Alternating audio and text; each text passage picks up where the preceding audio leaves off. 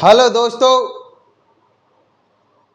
आज का सेशन बहुत ही खास है क्योंकि आज हम 3 बिंदु को लेकर आए हैं और वो तीनों बिंदु इस सेशन के लिए ही नहीं बल्कि पूरे भारतवासियों के लिए खास है।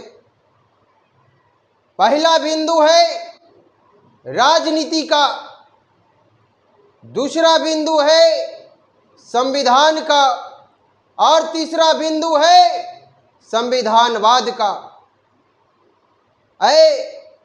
सिर्फ बिंदु ही नहीं है, एक विचारधारा है, एक प्रक्रिया है, एक सिद्धांत है। क्योंकि यदि आप राजनीति नहीं जानेंगे, यदि आप राजनीति नहीं जानिएगा तो राज्य को कैसे समझिएगा? यदि आप संविधान नहीं जानिएगा तो अपने अधिकारों को कैसे समझिएगा? यदि आप संविधानवाद नहीं जानिएगा तो व्यावहारिकता को कैसे समझिएगा? देखिए, एक एक बिंदु को हम बारी बारी से आपको समझा रहे हैं। ध्यान से समझने का प्रयास कीजिएगा। यदि आप ध्यान से समझने का प्रयास कीजिएगा तो आप इस पूरे जाल को समझ जाइएगा कि राजनेता आप लोगों को किस तरीका से जाल में घुमाने का काम करता है। देखिएगा ध्यान से।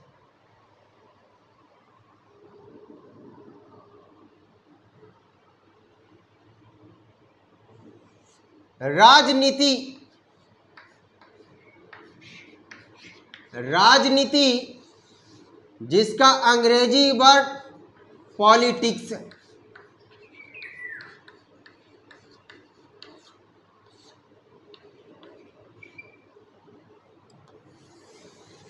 इस टर्म का हम डिक्टेशन लिख रहे हैं। देखिएगा, राजनीति राजनीतिक विचारधारा, राजनीतिक विचारधारा कहता है। विचारधारा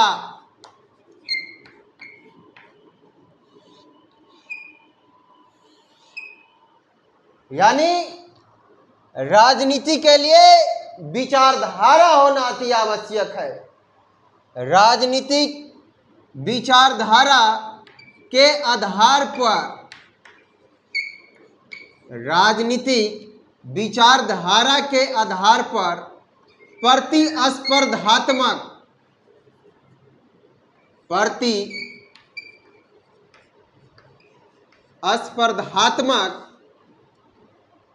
तरीके से, यदि वहां नहीं जना रहा होगा तो इसको मिटा देते हैं, यहां लिखते हैं। प्रतिस्पर्धात्मक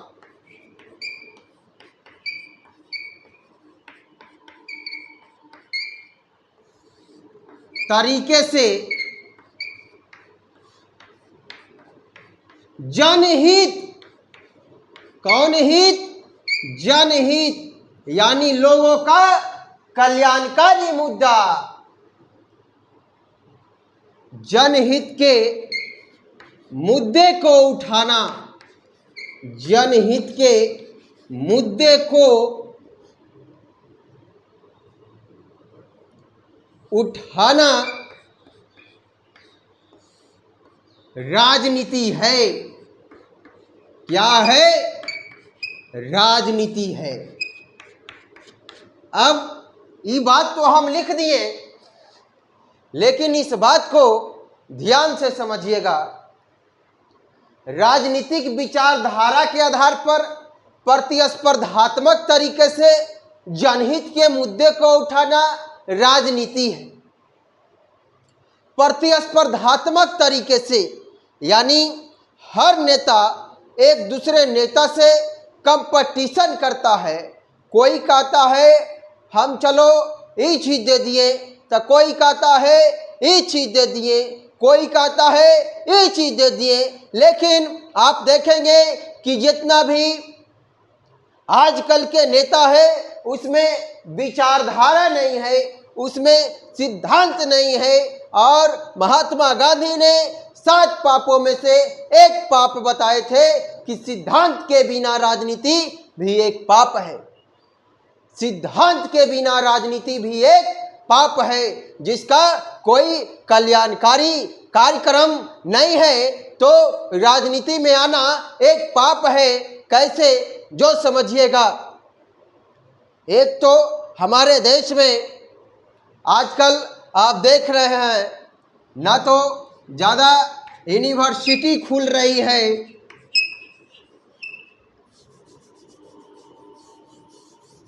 यूनिवर्सिटी तो बहुत दूर चल गए हैं,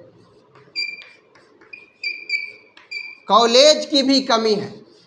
एक ही कॉलेज में इतना सारा विद्यार्थी है कि उसको पढ़ाना असंभव है। और इतना ही नहीं, आप सिस्टम को यहाँ समझिए, सिस्टम को इस बात से समझिए कि जो शिक्षक की बहाली भी हो रहा है या फिर जो पहले से शिक्षक हैं वो भी स्कूल में कॉलेज में नहीं पढ़ा रहे हैं, जबकि उनका जो वेतन है बहुत अधिक है, वेतन बहुत अधिक है। हम जिस राज्य से बात कर रहे हैं उस राज्य में जो शिक्षक होते हैं, प्राइवेट शिक्षक महीने का 500 रुपया से भी कम लेते हैं, 500 रुपया से भी कम लेते हैं।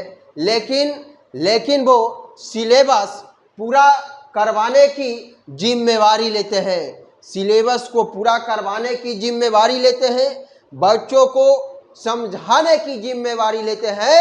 तो आप बताइए कि सरकारी स्कूलों में, सरकारी विश्वविद्यालय में जो शिक्षक हैं वो उतना वेतन लेते हैं, तो क्या वो कोर्स को ख़त्म नहीं कर सकते हैं? क्या वो बच्चों को समझाने के लिए अपने ऊपर जिम्मेवारी नहीं ले सकते हैं? लेकिन हम लोग देखते हैं कि जो हमारा स्कूल है, जो हमारा विश्वविद्यालय है, जो हमारा कॉलेज है, उसके शिक्षक जो है, अगर नया सिस्टम आता है, टेक्निकल वाला सिस्टम आता है कि उसमें फेस से हाजिरी लगेगा, उसमें तो क्या करते हैं कि आते हैं, हाजिरी लगाते हैं, फिर चले जाते हैं और फिर जाने वक्त आते हैं और फिर हाजिरी लगाते हैं। ऐसा व्यवस्था है। क्या होता है कि जब बच्चा अंदर घुस जाता है तो गेट को बंद कर दिया जाता है, और जैसे ही बच्चों का हाजिरी बना लिया जाता है तो गेट को खोल दिया जाता है ताकि बच्चा सब भाग जाए, और बच्चा भाग जाएगा तो हम पढ़ाएंगे किसको? ऐसा राजनीति किया गया है दोस्तों। ऐसी राजनीति क्यों है? क्योंकि ना तो आप पढ़ेंगे और ना इस जाल को समझ पाएंगे, इस जाल को समझ पाएंगे, और ना आप कोई मुद्दा को उठा पाएंगे, और ना आप राजनीति में अपना जगह बना पाएंगे। ऐसा भद्दा चाल है राजनेताओं का। पहले के जो राजनेता थे, डॉक्टर सर्वपल्ली राधाकृष्णन, जो कि बहुत उच्च शिक्षा के लोग थे, पहले के राजनेता का चरित्र देख लीजिए। वो मंजूर स्वतंत्रता सेनानी थे, जिन पर इल्जाम तो छोड़िए, अगर एक बात आप उल्टा पुल्टा कह दीजिएगा तो वो राजनीति से संन्यास ले लेते थे। आज राजनेताओं का स्तर इतना गिर गया है कि जब तक उस पर क्राइम का, मर्डर का केस नहीं होता है, वो आदमी राजनेता नहीं बनता। आप समझ सकते हैं कि स्तर कितना गिर गया है राजनीति का। अगर आप उच्च शिक्षा से है तो आपको क्या किया जाएगा? आपको जबरदस्ती हरवा दिया जाएगा, आपके विपक्ष में बहुत से लोगों को खड़ी करवा दिया जाएगा। यह चाल है राजनेताओं का। मैं किसी एक को प्रश्न नहीं बोल रहा हूं, मैं पूरे सिस्टम की बात कर रहा हूं कि कृपया कर सिस्टम को सुधारे, क्योंकि आपका जो बाल बच्चा है वो तो विदेश में पढ़ता है, आपको कोई फिक्र नहीं है। लेकिन जो हमारे किसान के, जो हमारे गरीब के बच्चे हैं, उन पर ध्यान दीजिए, क्योंकि हम जिस मिट्टी से हैं उसी मिट्टी में चाणक्य अर्थात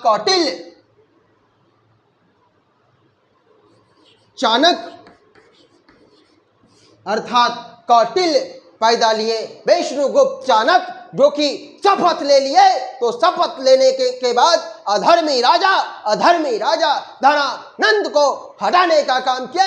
नंद वंश को पूरा समाप्त कर दिए, उसके गद्दी को हटाकर नया राजा जो कि जनता के हित के लिए काम करता था, जनहित के लिए काम करता था, जनहित यहाँ पे जो कि जनहित के लिए काम करता था, जनहित के लिए काम करने वाला चंद्रगुप्त मौर्य को सिंहासन पर बैठाए और नया वंश मौर्य वंश का स्थापना। तो आज का नेता क्या समझते हैं कि उनका गद्दी नहीं जाएगा, यहाँ कभी कोई भी अस्थायी नहीं रहा है, इस बात को ध्यान दें। और जितना भी सरकारी शिक्षक है उनको अपने ऊपर जिम्मेवारी लेना होगा, उनको सिर्फ जाने से और हाजिरी बनाने से नहीं होगा, उनको भी हर चीज से अपडेटेड रहना होगा, तो हमारा सिस्टम सुधरेगा।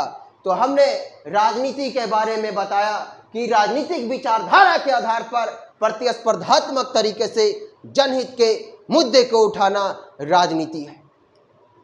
तो आज के राजनेता क्या कर रहे हैं? 5 केजी अनाज दे रहे हैं, उसी में जनता खुश है। इलेक्शन के समय पैसा बांट देते हैं, उसी में जनता खुश है, क्योंकि वो जानते हैं कि हमने अपने जनता के स्तर को गिरा दिया है।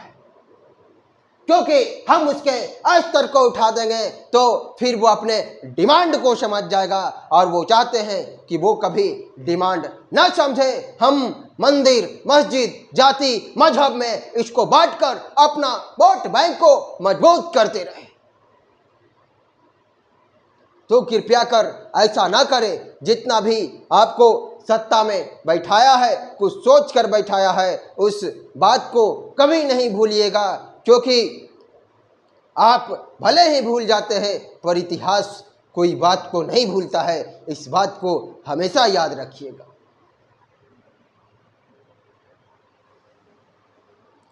इस वाला पॉइंट को उतार लीजिए कि राजनीति क्या है, उतार लीजिए और लिख लीजिए इसको कॉपी में।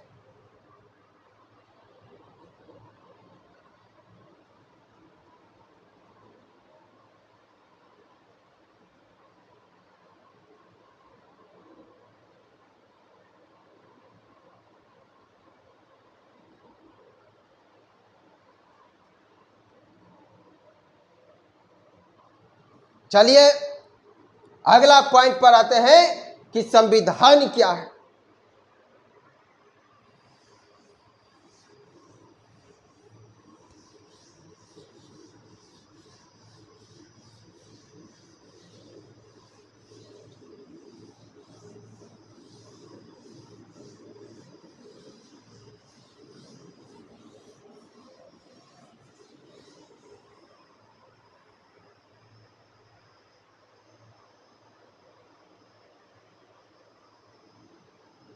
अगला पॉइंट है कि संविधान क्या है।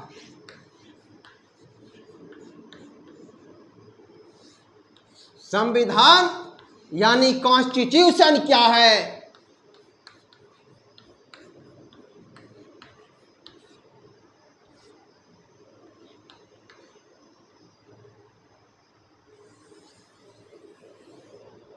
संविधान क्या है? तो आप लोग जानते हैं कि संविधान एक लिखित दस्तावेज है शुरू से ही, लेकिन देखिएगा स्टैंडर्ड परिभाषा को। संविधान एक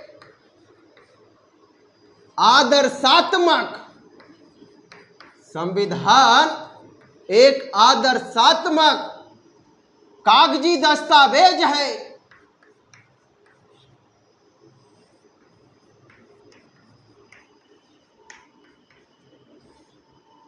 संविधान एक आदर्शात्मक कागजी दस्तावेज है जिसमें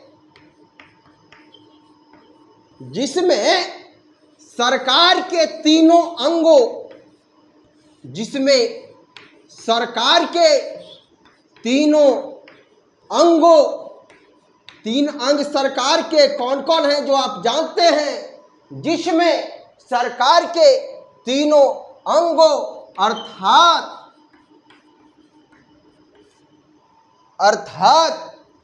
कार्यपालिका,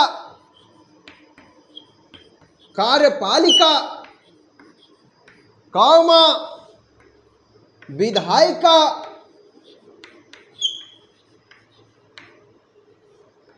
एवं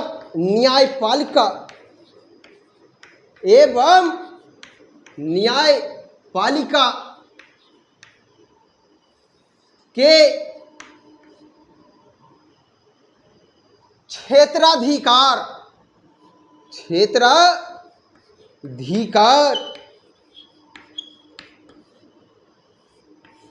का सीमांकन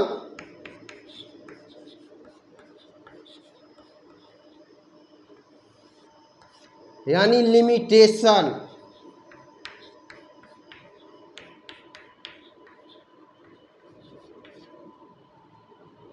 सीमांकन किया जाता है।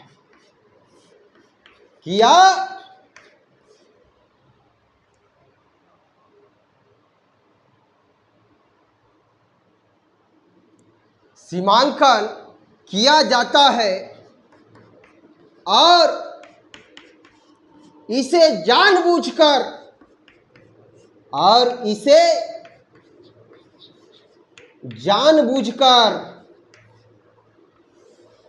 नागरिकों के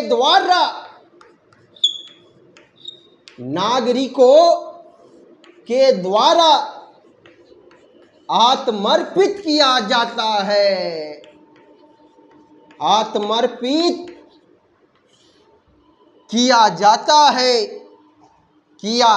है या फिर अपनाया जाता है। आत्मर्पित किया जाता है या अपनाया जाता है। इसको ध्यान से समझिएगा। एक बार हम थोड़ा देर के लिए हट जाते हैं ताकि आप देख लें एक बार बट संविधान एक आदर्शात्मक कागजी दस्तावेज है। ये कोई कंप्यूटर में है कि कागज किताब में लिखा हुआ है? तो कागज किताब में लिखा हुआ है, जिसमें सरकार के कितने अंग? तो तीनों अंगों। कौन कौन? अर्थात कार्यपालिका, विधायिका एवं न्यायपालिका के क्षेत्राधिकार, किसका कितना अधिकार है, किसका कितना तक अधिकार है, सबका अपना अपना क्षेत्र होता है। उसको लिमिट में रहना है, ना कि हम नेता बन गए तो किसको क्या फैसला होगा उसको में हम बदलाव कर दें। ऐसा हमारा काम नहीं है। न्यायपालिका के काम में नेताओं को हस्तक्षेप करना काम नहीं है। न्यायपालिका किसी को भी जो दंड देगी वो अपने हिसाब से देगी। तो न्यायपालिका के क्षेत्राधिकार का सीमांकन किया जाता है, यानी सबके ऊपर लिमिटेशन है और इसे जानबूझकर न किया चाहिए, नागरिकों के द्वारा आत्मर्पित किया जाता है। यानी जो हमारा अधिकार के बात है, जो हमारा मौलिक अधिकार की बात है, जो हमारा मौलिक अधिकार है, हमें सोने का भी अधिकार है, हमें घूमने का भी अधिकार है, हमें एक राज्य में से दूसरे राज्य में जाने का भी अधिकार है और हमें बोलने का भी। ऐ सभी अधिकार कहाँ लिखा हुआ है? ऐ सभी अधिकार संविधान में बने थे। तो इसीलिए जब हम आए थे तो शुरू में ही कहे थे कि यदि आप संविधान नहीं जानिएगा तो अपने अधिकारों को कैसे जानिए। यदि आप संविधान नहीं समझिएगा तो अपने अधिकारों को कैसे जानिएगा। इसीलिए संविधान को समझना जरूरी है कि इसमें सरकार भी है तो इसमें नागरिक भी है। आर्टिकल 22 कहता है व्यक्ति को अपने अपने हिसाब से शादी विवाह करना। ये सब कौन अधिकार देता है? आर्टिकल 22। यदि पुलिस आता है पकड़ने तो उससे यह पूछना कि हमें किस गलती में पकड़ा गया है। लेकिन आप जानते हैं कि आज के लोकतंत्र को किस तरीका से पुलिस प्रशासन अपना हाथ में लेना चाहती है। लेकिन ये लोकतंत्र है, यानी जनता के हिसाब से यहाँ शासन चलती है। यदि सरकार कोई ऐसा नियम ले आता है जो कि जनता के पसंद के बाहर है तो उसको अगर ज़्यादा जनता विरोध कर देगा तो उसको अपना रूल जो है वापस लेना पड़ेगा। ये लोकतंत्र है, ये कोई तानाशाह की सरकार नहीं है। लेकिन आप देखेंगे दबंग पार्ट 1 हो चाहे दबंग पार्ट 2 हो, जब बहुमत अधिक आ जाता है तो जो सत्ता पे बैठे लोग होते हैं वो अपने हिसाब से बिना किसी के निर्णय से वो अपना निर्णय लेने लगते हैं। लेकिन जनता उसको बताती है कि आप किसके द्वारा चुने गए हैं, थोड़ा ये भी तो याद कर लीजिए। आप मत भूलिए कि आप क्या हैं। हम लोगों ने जब मेहनत से आप लोगों को हम संगठित होकर जब हम लोग दबाए हैं वोट को, तो आप उस कुर्सी पर बैठे और आप हमेशा गिरना कर रहे हैं। एक कहाँ की बात है, नेता को हमेशा निष्पक्ष होकर काम करना चाहिए। चाहे कोई कमजोर व्यक्ति आए या मजबूत व्यक्ति आए, अगर उसके दरबार में आया है तो बिना भेदभाव किए, बिना अगरा पिछड़ा किए अपना निर्णय देना चाहिए। चाहे उसको वोट दे या ना दे, काम सबको करना चाहिए। आप बताइए कितने राजनेता आज के समय में ऐसा है? जरा खोज के हमको कमेंट में मैसेज कीजिएगा। हाँ, सारे नेता गलत नहीं है, कुछ न कुछ सही है, तभी हमारा देश अच्छा तरीका से उन्नति कर रहा है। इसको लिख लीजिए कॉपी पर इसको पूरा बढ़िया से उतार लीजिए।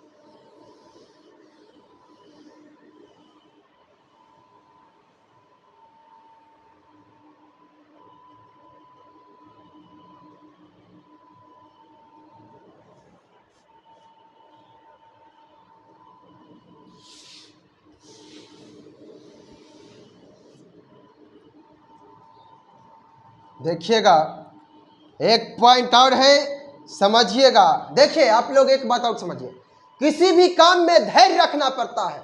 आप तुरंत तो भी आ जाते हैं, रील वाला लोग तुरंत तो भी आ जाते हैं, तुरंत तो भी आइएगा तो देश को कैसे बनाइएगा? आप ही के कंधा के ऊपर देश का जिम्मेवारी है। रील वाला लोग मत बनिए, रियल लोग बनिए, यही हमारा गुजारिश है आपसे। अगला है संविधानवाद।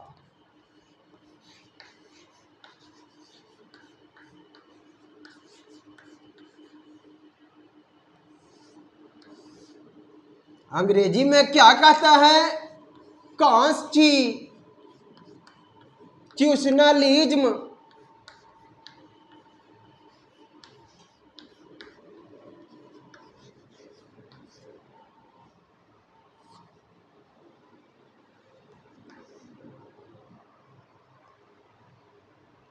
देखिए, संविधान साथ साथ लिखते जाइएगा क्योंकि हम इसको मिटाएंगे, ज्यादा लंबा है। संविधानवाद, संविधानवाद एक ऐसी प्रक्रिया है, संविधानवाद एक ऐसी प्रक्रिया है जिसके माध्यम से, जैसे आप कहीं भी जाते हैं तो जाने के लिए कोई माध्यम की जरूरत होता है। अगर आप दिल्ली जाएंगे तो प्लेन से जाएंगे या ट्रेन से जाएंगे। तो संविधानवाद एक ऐसी प्रक्रिया है जिसके माध्यम से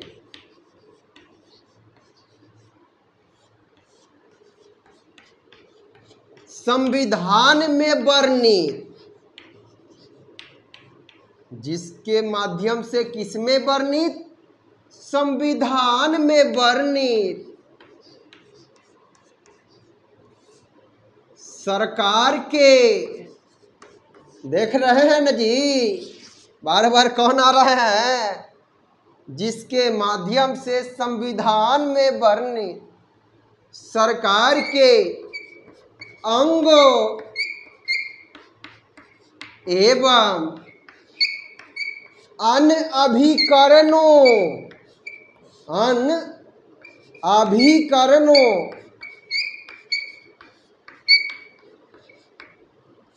अभिकरण के मतलब जैसे एनजीओ है, अन्य जो एजेंसियां है वो सभी भी बेहतर काम कर रहे हैं।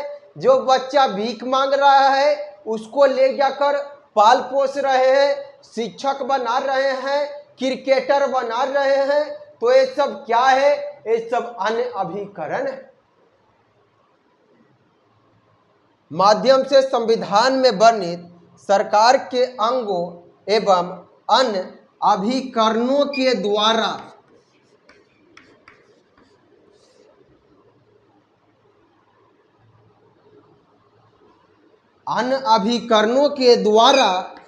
अपने कर्तव्यों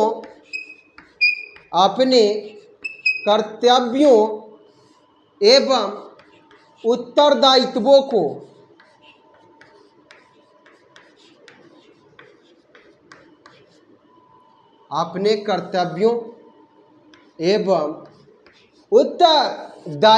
को लिखिए यहां तक, क्योंकि नीचे बोर्ड का इमेज आता है कि नहीं कैमरा तो हमको पता नहीं है।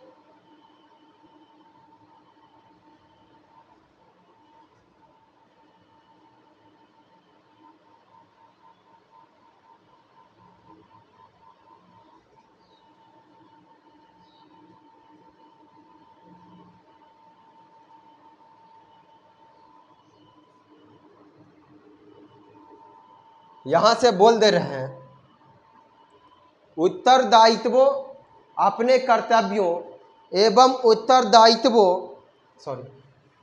उत्तरदायित्वों का निर्वहन। देख लेते हैं नीचे आ रहा है कि नहीं। आ रहा है। उत्तरदायित्वों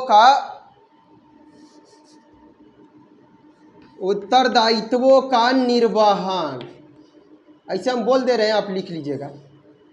उत्तर नहीं जनाएगा अभी तक। उत्तरदायित्वों का निर्वहन पहले से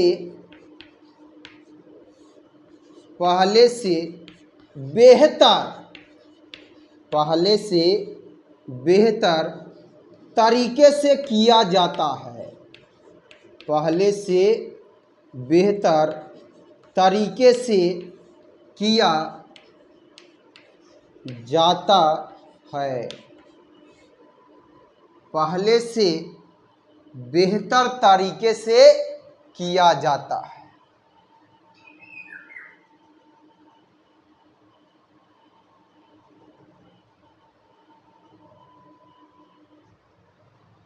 पहले से बेहतर तरीके से किया जाता है।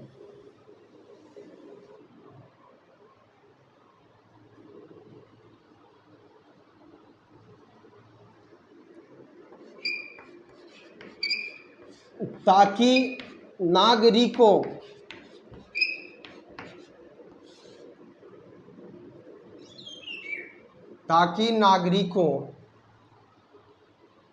के अधिकारों, ऊपर लिख रहे हैं, के अधिकारों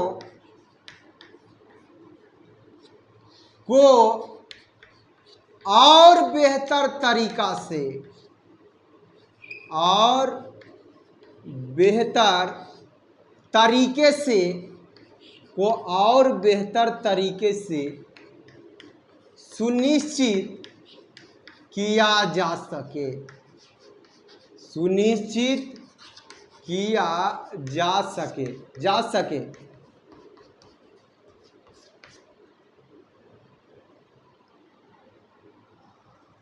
संविधानवाद एक ऐसी प्रक्रिया है जिसके माध्यम से संविधान में वर्णित सरकार के अंगों एवं अन्य अभिकरणों के द्वारा अपने कर्तव्यों एवं उत्तरदायित्वों का निर्वहन पहले से बेहतर तरीके से किया जाता है।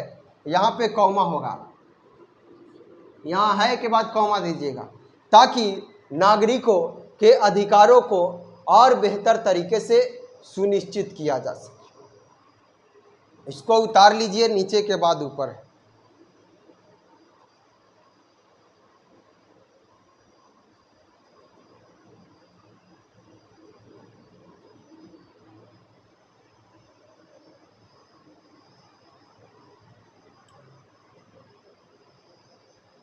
अब देखिए संविधान और संविधानवाद में क्या अंतर। संविधान एक आदर्श है, जैसे सुबह उठकर चलना चाहिए, पर कितने लोग चलते हैं। जल्दी सोना चाहिए और जल्दी उठना चाहिए। Early to rise and early to bed वाला जो बचपन में सिस्टम था, कितने लोग पालन करते हैं। 8 बजे से पहले खाना खा लेना चाहिए, कितने लोग खाते हैं।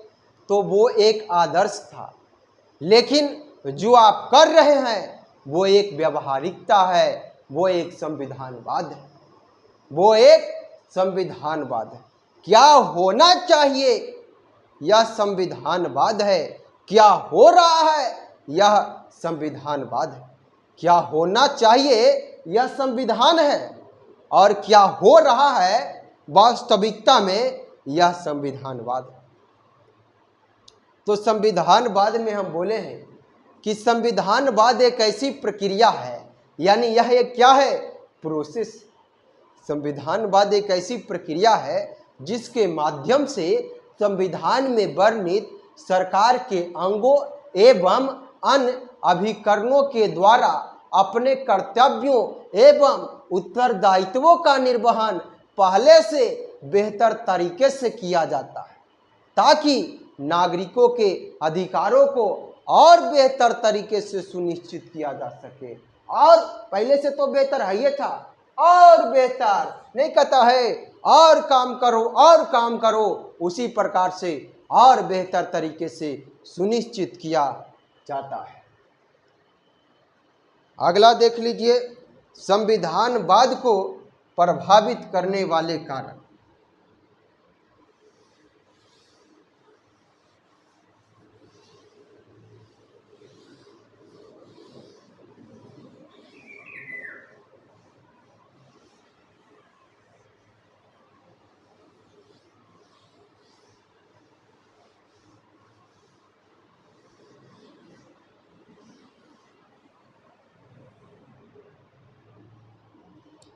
यानी संविधानवाद को कौन से घटक प्रभावित कर सकते हैं? संविधानवाद को प्रभावित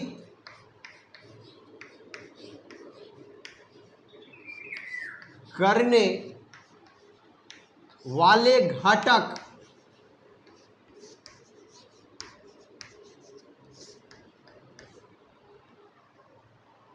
पहला है, पहला पॉइंट दे के लिखिएगा, न्यायिक सक्रियता। इसके बारे में पढ़ना है आगे। न्यायिक सक्रियता, जिसको अंग्रेजी में बोलते हैं ज्यूडिशियल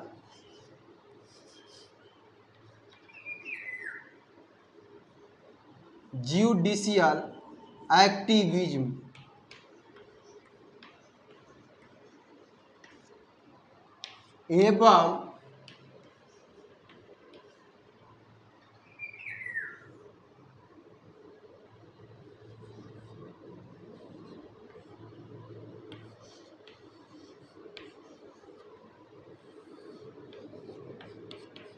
एवं न्यायिक समीक्षा, ज्यूडिशियल रिव्यू।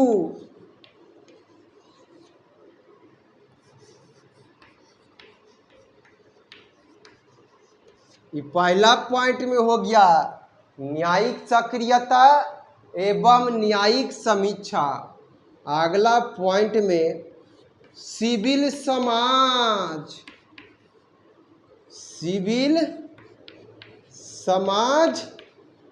या एनजीओ के बारे में हम कहे थे पहले भी, एनजीओ। अगला पॉइंट में मीडिया के नाम सुने हैं न जी, कैसा कार्य कर रही है। मीडिया की बहुत अहम भूमिका होती है जी कोई भी कार्य में। तो मीडिया की सक्रियता, हल्का में मत लीजिए इनको। सरकार बना देती है, नहीं तो सरकार गिरा भी देती है। मीडिया की सक्रियता।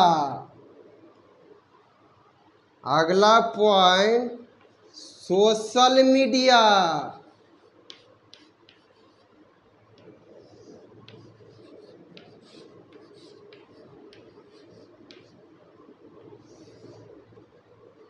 इसको उतार लीजिएगा कॉपी पर।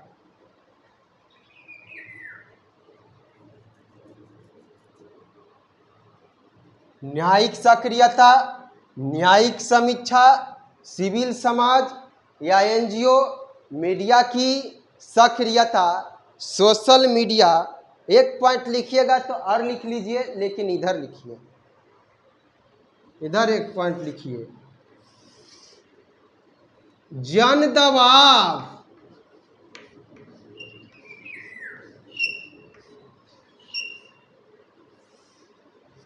जन दबाव या जन भावना, जन दबाव या जन भावना, इसको उतार लीजिए।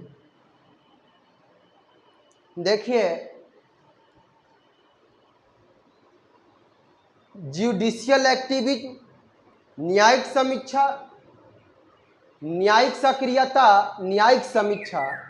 यानी सक्रियता का मतलब किसको कौन सा निर्णय पिछला बार किसके हिसाब से दिया गया है, इस सब चीज़ से अपडेटेड रहना है। सिविल समाज या एनजीओ भी संविधानवाद को प्रभावित करता है, क्योंकि एनजीओ भी बहुत सारा भलाई कर रहा है, तो इससे देश उन्नति की ओर जा रही है। आगे मीडिया की सक्रियता, मीडिया को निष्पक्ष होकर हर चीज का खबर दिखाना चाहिए, किसी के दबाव में कभी नहीं आना चाहिए।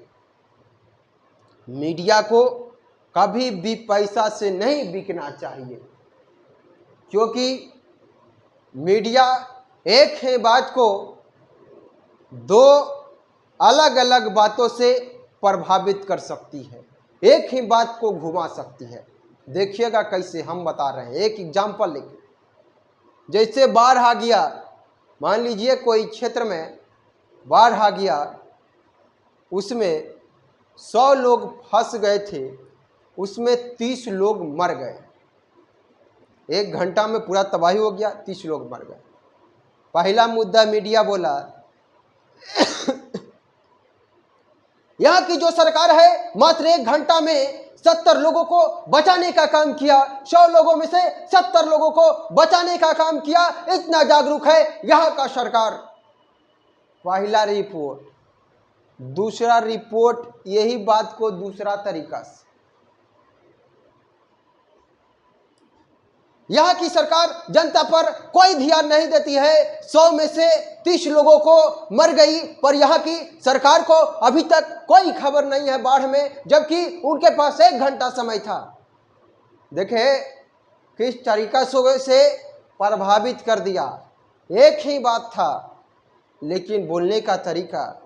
इसीलिए कहा जाता है कि मीडिया वाला से कभी भी पंगा नहीं लेना चाहिए, लेकिन मीडिया को, सरकार को हमेशा निष्पक्ष होकर काम करना चाहिए। यह बात हम हमेशा कहेंगे, और इसके बाद हमें क्वेश्चन भी देंगे जो आप लिखने का प्रयास कीजिएगा, इसको आप उतार लीजिए। अगर कहीं छूट गया है तो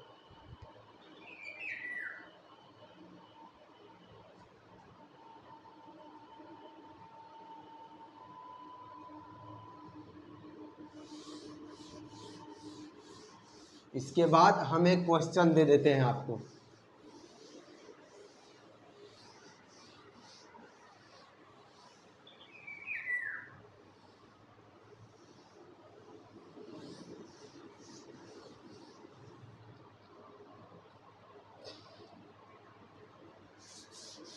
प्रश्न है,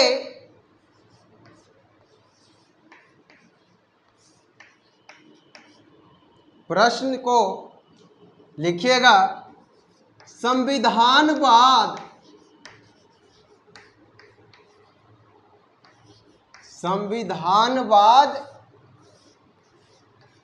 से आप क्या समझते हैं? संविधानवाद से आप क्या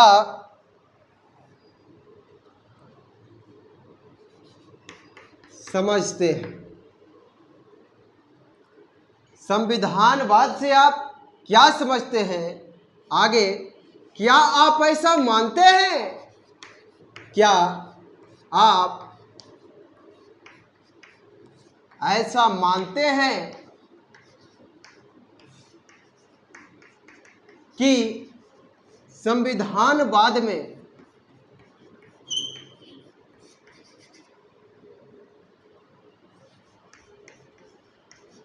यहाँ मिटा देते हैं, उधर लिख देते हैं। क्या आप ऐसा मानते हैं कि संविधानवाद में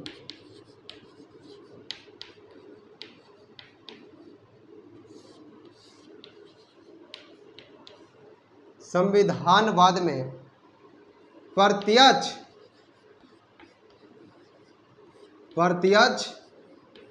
चुनौतियां ना होकर, प्रत्यक्ष चुनौतियां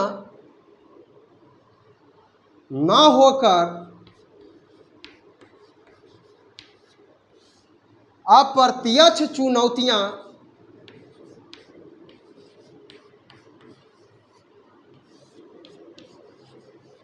अप्रत्यक्ष चुनौतियां देखने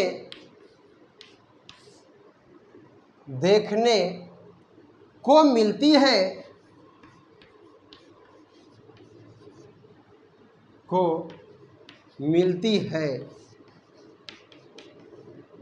यदि हाँ तो अपने पक्ष में तर्क दे। अपने पक्ष में तर्क दे।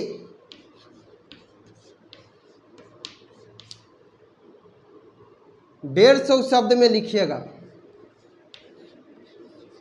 150 शब्द 10 अंक।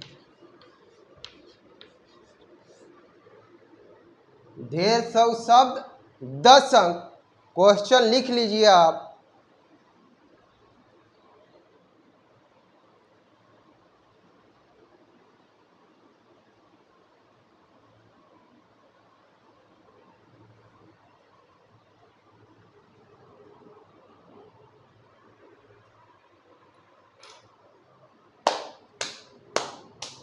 हो गया क्वेश्चन।